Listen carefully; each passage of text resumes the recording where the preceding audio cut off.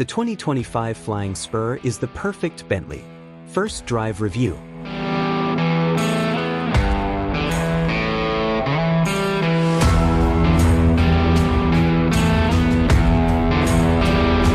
With more power and better dynamics, the Flying Spur is the best thing Bentley makes. At this very moment, our solar system is hurtling through space at 450,000 miles per hour, a fact that is equal parts fascinating and terrifying. Yet, even as the solar system flies at a rate our tiny monkey brains can hardly comprehend, here on Earth we don't feel a damn thing.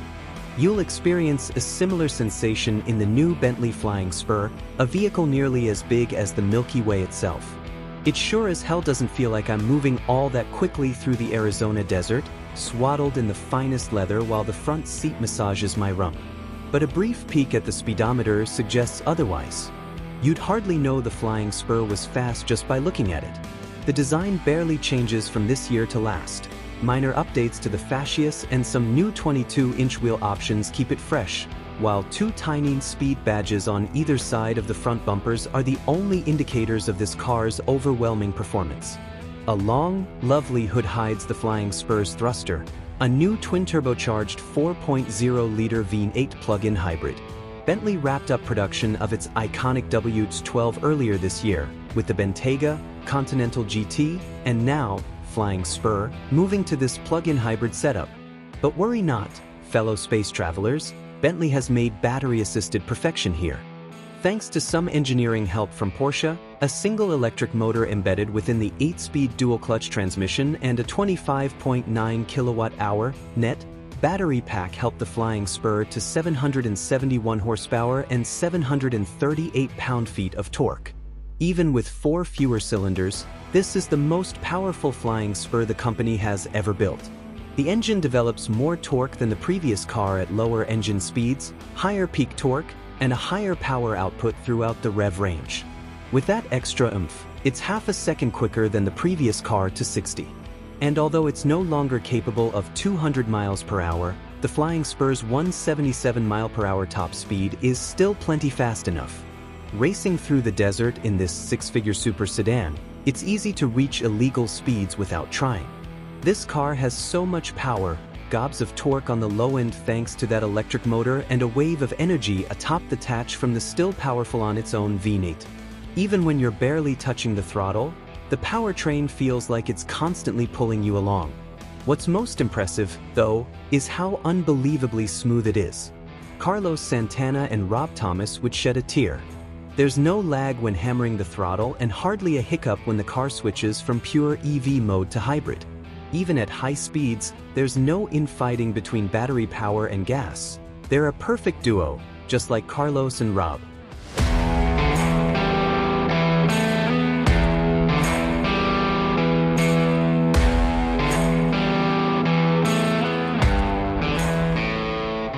The Flying Spur has a pure EV mode with 46 miles of range on the generous WLTP cycle in Europe, probably closer to 40 miles in the US, that works at speeds of up to 87 miles per hour, or 75% throttle application.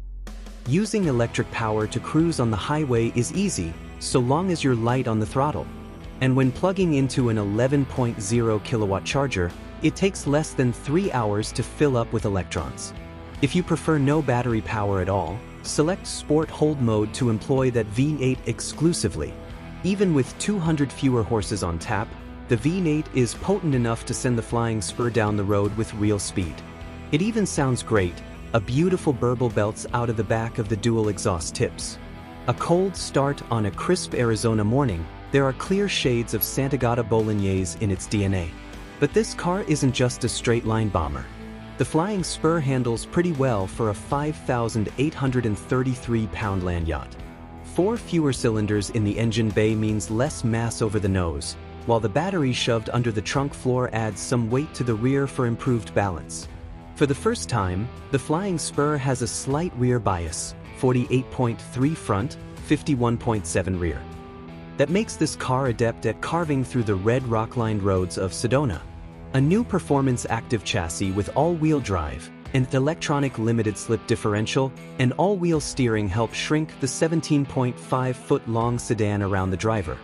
The steering is highly responsive and there isn't a hint of floatiness. It's much nicer to pedal hard than any product Rolls-Royce currently puts out. The new twin-valve dampers do wonders for the ride quality. They're almost identical to the ones found on the Porsche Panamera, and funnily enough, similar to those on the off-road-oriented Chevrolet Colorado ZR2 Bison. They manage compression and rebound independently of each other, which means a stiffer setup in sport mode, yet the same signature sumptuous ride quality in comfort. Even on the bumpiest road, the ride is sublime. There's nary a pothole that upsets it. Riding in any of the 4 seats is a lavish experience, as you'd expect.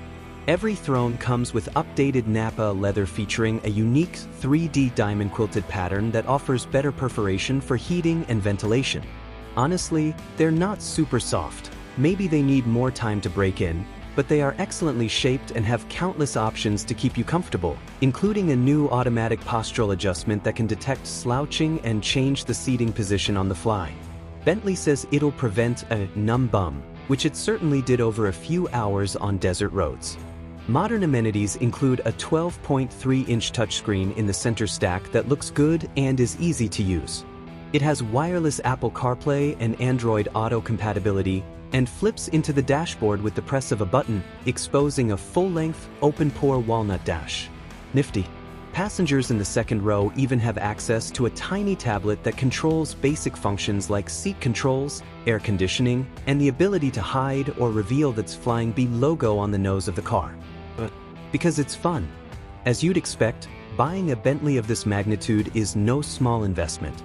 The 2025 Flying Spur starts at $276,450, with the $4,150 destination fee included, and costs $330,540 after options. You'll have to pay extra for a premium audio system, $9,615, this beautiful Neptune blue metallic paint, $8,665, and the fancy folding display, $6,955, among a few other things. But the Flying Spur Speed somehow still feels like a deal, even at that price. You can't get into the newest Rolls-Royce Ghost for less than $330,000, and even a comparable Mercedes-Maybach S-Class costs $205,000 before you add on the really good stuff. And frankly, neither one comes close to the all-around excellence that the Flying Spur offers. Even in the era of downsizing and electrification, Bentley, or really, the larger Volkswagen Group, has developed a performance powertrain that doesn't feel like a downgrade to the beloved W12. It's more powerful, more lively, and in the ongoing battle to appease the efficiency overloads, slightly less consuming. W12 or not, the 2025 Flying Spur is still everything a Bentley should be.